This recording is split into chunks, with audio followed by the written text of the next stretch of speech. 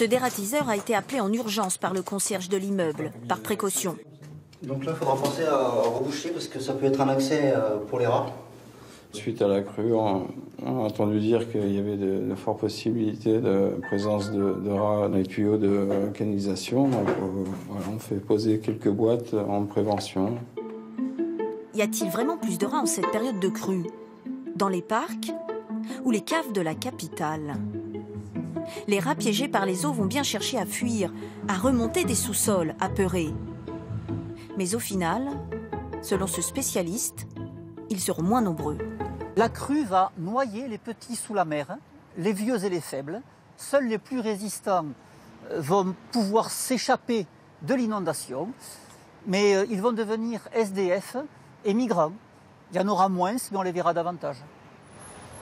Pas de quoi rassurer les éboueurs, qui se plaignent de la prolifération des rongeurs, y compris dans les quartiers les plus fréquentés. Donc en fait, là, vous voyez, vous avez des terriers un peu partout, ici, là.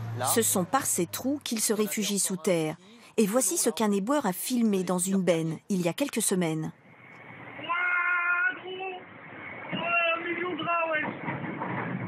Il y a des craintes de morsures, de griffures, ou qui vous courent sur les bras, ou ainsi de suite. Et ça, nous, on en a marre, c'est pas acceptable. La mairie de Paris s'en préoccupe. Ce parc est carrément fermé pour 1 mois, car depuis 2 ans, les rongeurs sortent de plus en plus. J'ouvre la boîte où il y a les appâts pour vérifier que ça a été consommé par les rats ou pas. C'est le cas. Avec ces anticoagulants, l'animal mourra 2 jours plus tard. Une technique moins efficace que la mort au rat, aujourd'hui interdite. Mais la présence des rongeurs s'explique surtout par nos changements d'habitude. Les gens, au printemps, été, ils mangent beaucoup, ils viennent déjeuner le midi dans le square. Le problème, c'est qu'ils laissent des miettes, ils laissent du pain, des choses comme ça. Autre problème, les poubelles ouvertes ou les travaux de plus en plus nombreux qui poussent les 3 millions de rats parisiens à sortir des sous-sols.